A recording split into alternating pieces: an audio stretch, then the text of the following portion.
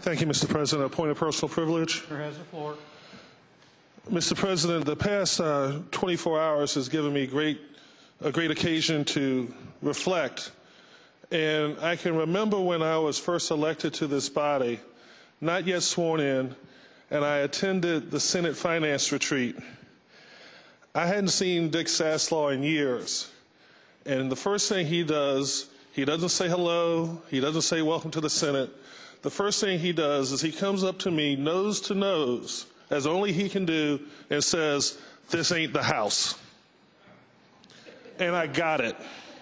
I understood it.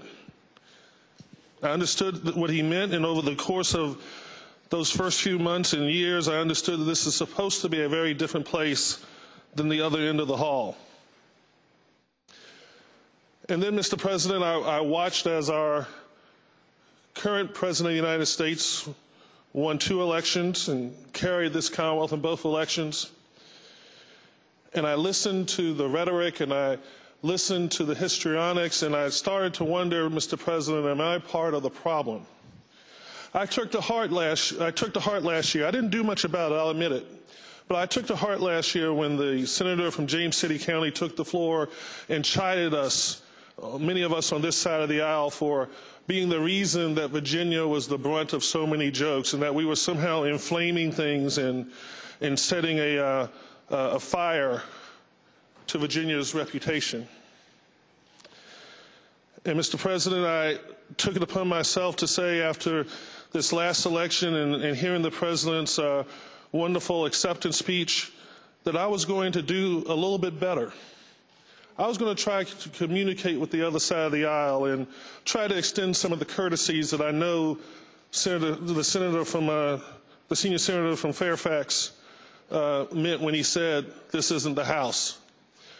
And so back in November, Mr. President, I asked members of the other side of the aisle to just give me a heads up if what was going to happen yesterday would happen.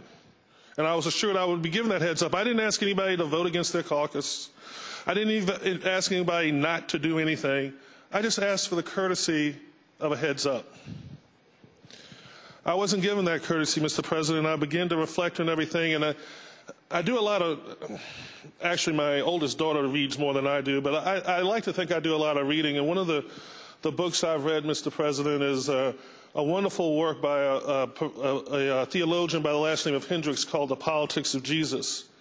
And what he says in that book is, one of the things that as elected officials we ought to do is to speak truth to power. And he's certainly not the first person to say that, but the framework in which he says it reminds me of the fact that I forgot the most important thing that I'm supposed to do up here on behalf of my constituents, Mr. President. In all of my trying to get along and in all of my trying to extend certain courtesies, Mr. President, I forgot that the point, or part of the point of being up here, is to speak truth to power. And so to my constituents, I apologize for that. Mr. President, as I reflect on the past year and now the past day, I see a progression, Mr. President. You know, last year, and we didn't coin this phrase, it was thrust upon us. We had the war on women. And Virginia was the epicenter of the war on women. And perhaps the bill that took the greatest form of that was the ultrasound bill. Never before had we mandated a procedure that neither the doctor or the patient thought was necessary. But we found it in our collective wisdom to mandate that and to engage in that war on women. But now, Mr. President, we've moved on past the war on women, and now we have the war on the voters. Mr. President, we have offered voter relief bills to end the amount of time that people have to stand in line to vote. No one should have to stand in line 4 and 5 hours to exercise the franchise. We've offered those bills, and they've been rejected. Mr. President, we've witnessed, as the senator from Hampton so eloquently has already stated, this redistricting bill that was thrust upon us without any notice, without going through the proper procedures of taking a bill that expansive and letting the people of Virginia hear about it, testify about it, comment on it.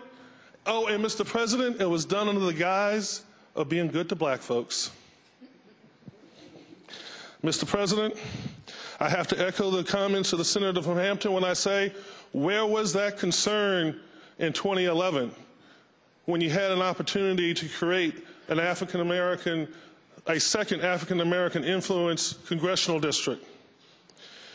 Mr. President, this bill increases African-American districts by 1 to 2% in terms of their African-American content, depending on which district you're talking about. Mr. President, that is packing. I have said it before. I know the other side does not like to hear words like this, but I will speak truth to power on this day. That is plantation politics. Mr. President, but the best is yet to come, because I understand what it's like to lose. Oh, and I understand how the other side of the aisle thought they had this presidential election in the palm of their hands. I understand, Mr. President, how they thought they couldn't lose to this president twice, not Virginia.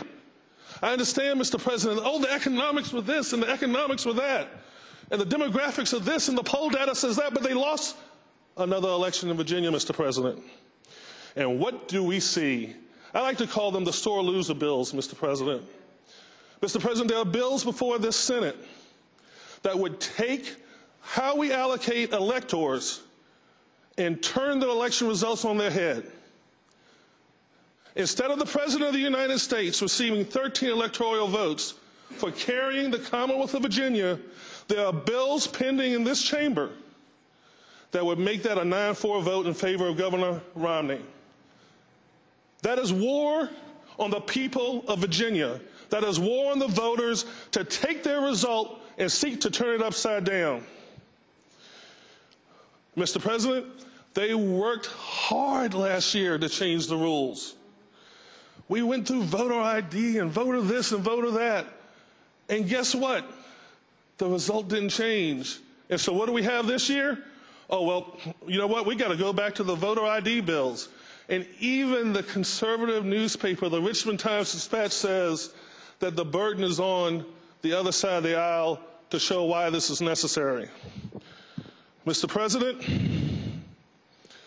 I long for the day that I can go up to a new member of the Senate who's come over from the House and get nose to nose with him like the senior senator from Fairfax did with me and say, this isn't the House. But Mr. President, I fear that day is fading. I thank you, sir.